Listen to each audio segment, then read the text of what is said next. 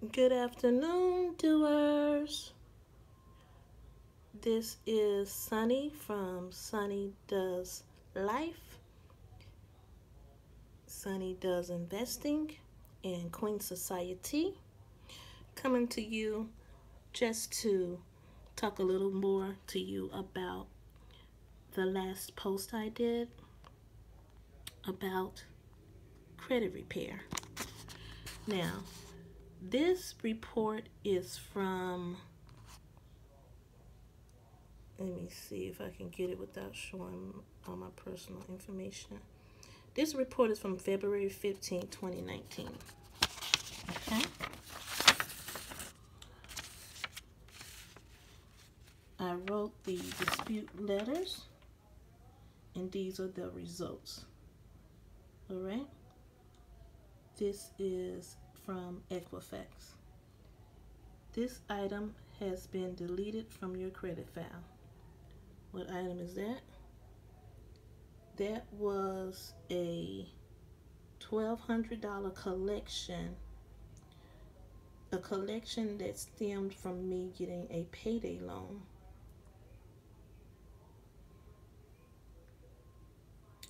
Okay. Next one.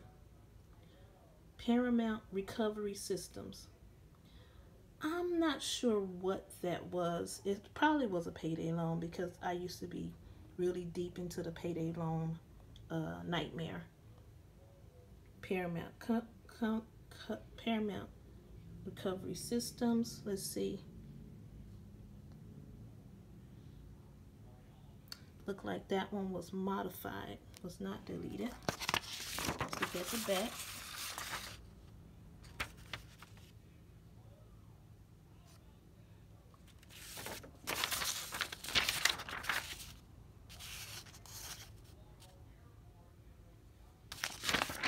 Okay, let's keep going.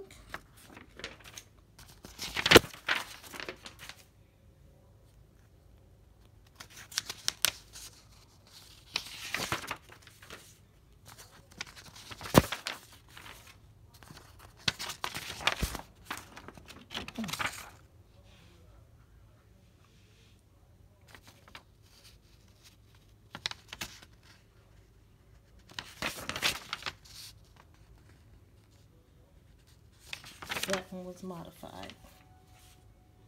Okay, here is this account. They didn't even put the name. Oh, Acceptance Now. I believe that is from buying a washer and dryer from Conn's. I'm not even sure. I think that's where that came from like 6 years ago. It was like $1,000 left over after paying about $1,200. It was crazy. But either way, this item has been deleted from credit file. As you can see, I don't have to worry about that account anymore. And it doesn't show up on any other of the other two bureaus. This one, Verizon Wireless. This item has been deleted from credit file. So I don't have to worry about Verizon anymore. I switched from Verizon to, I believe I switched from Verizon to Sprint at the time to try to get a cheaper bill. Okay. All right. So that's it for that particular round of letters. All right. That's it. All right. That's it for that particular round of letters. I just sent out 3 more dispute letters to the bureaus. As you can see, I just sent out 3 more dispute letters to the bureaus. Those are my receipts.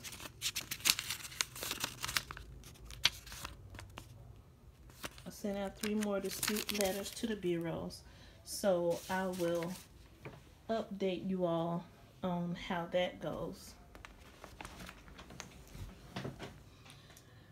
I've been also reading this book by Will Roundtree, one of my favorites. Okay, Will Roundtree. And after I finish that book, I'm gonna start this one, Grant Cardone. Okay. What makes up your credit score? Payment history, length of credit history, new credit, types of credit used, amounts owed.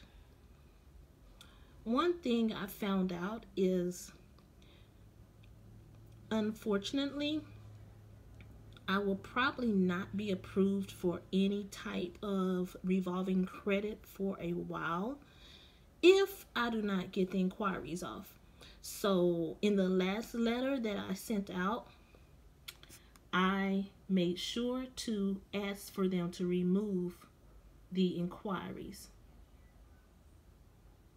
Now, this letter that I have, it works very well, as you can see. My score has gone up 94 points in the last 4 months from the letters that I've been sending out, and I also had another expert working with me sending out letters as well. Now, once I learned how to do it myself, I didn't need the other guy, so now I am totally taking charge of my credit and getting everything removed that's not positive. Payment history. You need to pay your bills on time. It's even better if you pay ahead of time.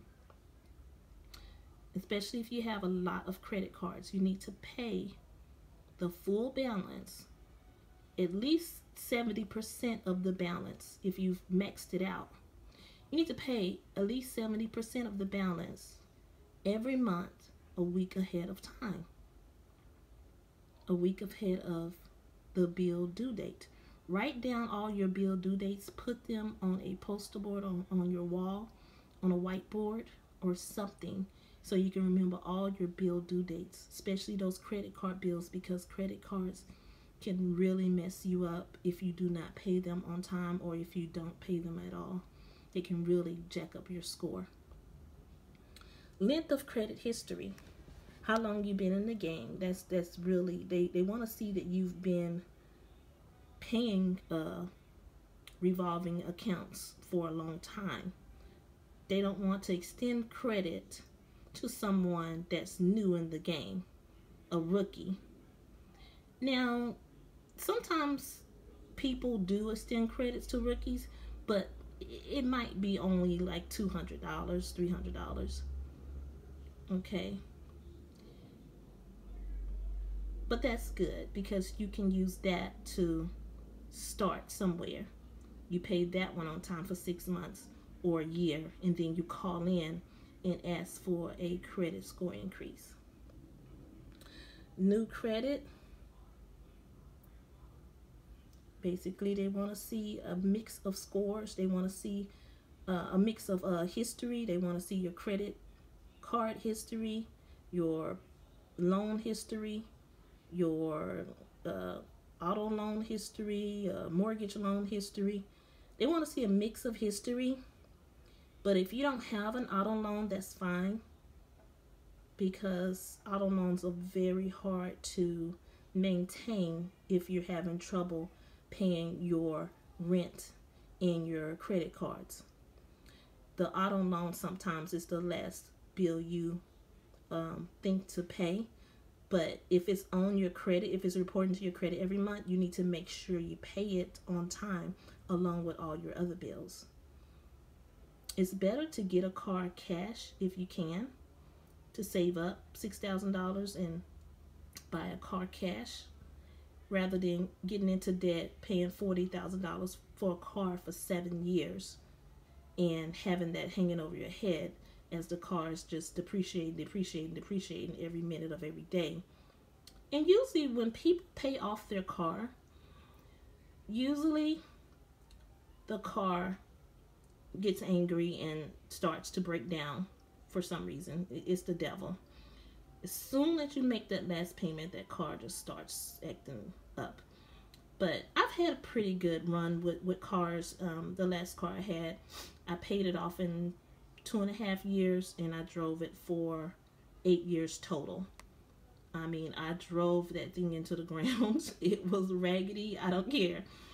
It was a Pontiac Grand Am, and it was raggedy. It was messed up, but it never really gave me any problems until about 5 years after I paid it off. 5 years after I paid it off, it started like not starting. When I would go and try to start it up, it started giving me a hard time. But yeah, it's better to buy a car cash if you can, if you can find a good deal. If not, just go ahead and get on a loan, but make sure that you're not being scammed with the loan. Make sure they're not charging you over 15% interest rate or over 13% interest rate. Okay, because even though your credit score is not the best, sometimes it's not right for them to scam you. Okay, even though your credit score is not the best, you can find a auto loan that will give you a fair shot and not try to charge you 25% or 30% on a loan and make you pay off a car for 7 years that's not even worth $12,000. Anyway, so types of credit used. You can have secured cards, unsecured cards.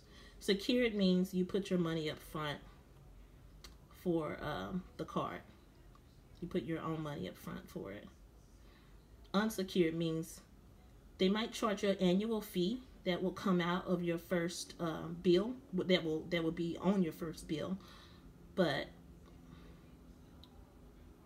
you will have a little bit of a balance. Maybe $400, maybe $1,000, maybe $1,200, maybe $2,000, maybe $2,500. You will have money on the card, but you have to pay an annual fee on that first bill and annually. Okay, and some unsecured cards don't have annual fees. Those are the ones you will typically get approved for if your score is over 620. Okay, you should be aiming for at least a 620. A 740 is pretty good.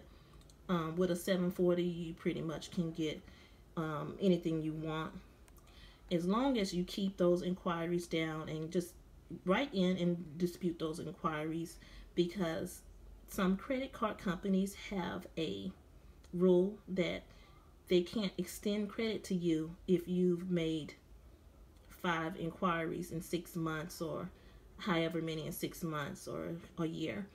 An inquiry comes on your credit report when you apply for credit. Every time you apply for credit, whether it's at a furniture store, Capital One,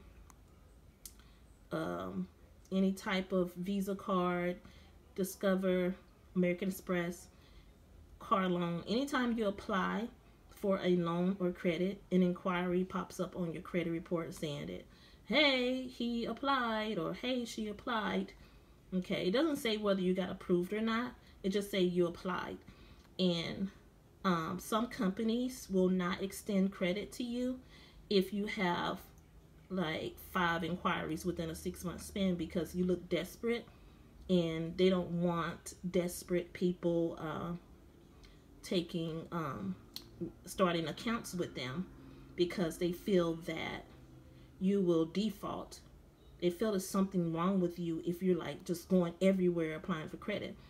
And I think also that if they see that that account is not open that you applied for, they're like, well, these 7 companies denied her, so hey, let's deny her too, or let's deny him too.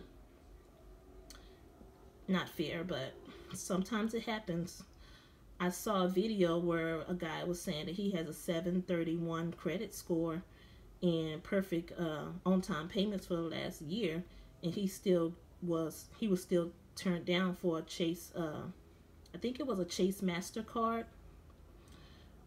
Either way, he got turned down, and they specifically told him it's because he had 11 inquiries within a 6-month span. 11 inquiries. So I have a letter that you can use to dispute the inquiries, and it also disputes everything else. I mean, you can use it to dispute whatever else you want to dispute. Anything that's showing up with negative payments, not negative payments, but late payments or no payments. Anything that's showing up as a collection, you should dispute it. You should dispute the information. Don't dispute ownership, because then that will turn into an identity theft case, and you do not want to file identity theft. That's illegal, because you need to just be honest and dispute the the account, not dispute that there was not dispute and say that there was identity theft. And now you're going way too far. Just dispute the accuracy of the account.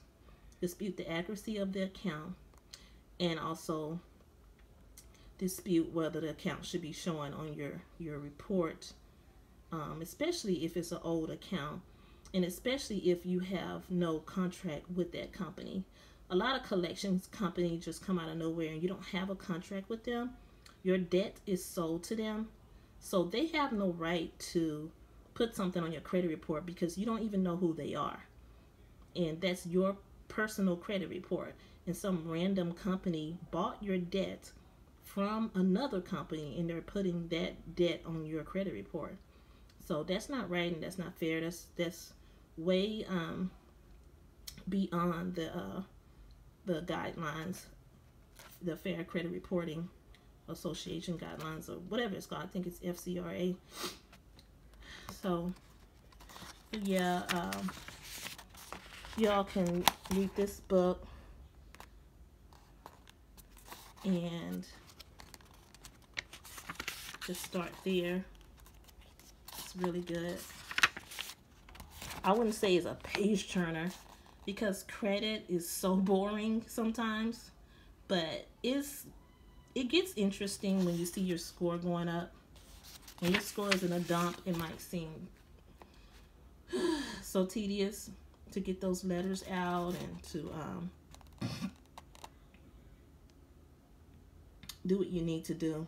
But in the end, you'll be very excited and overjoyed to get it done. So it might be boring, but it is not going to be boring when you finally get your score straight.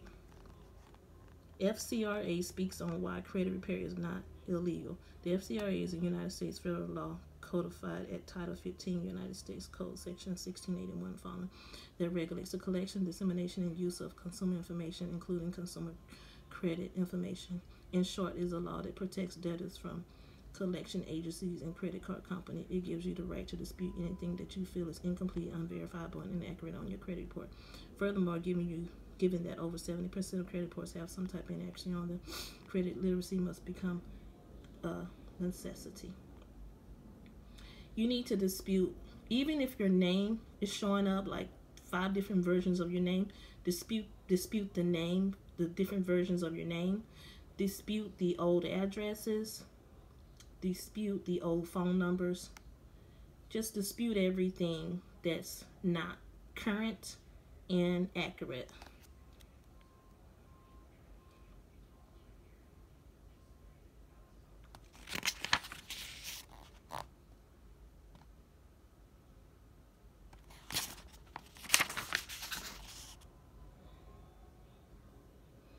You can go to annualcreditreport.com to pull your free credit reports. You can do this one time a year. Okay, so let's just start there, and I will check back with you in a few days, and we'll go into detail on the results of my last letter that I sent out.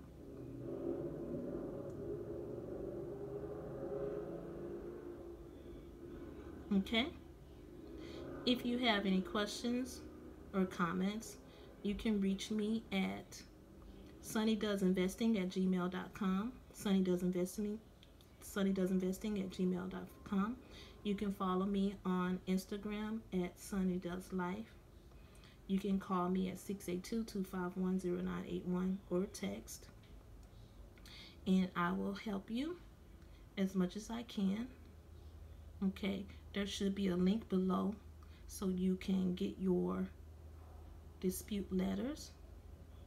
If anything is not clear to you, just let me know. Okay, all right, you all have a nice evening, and I will talk to you soon.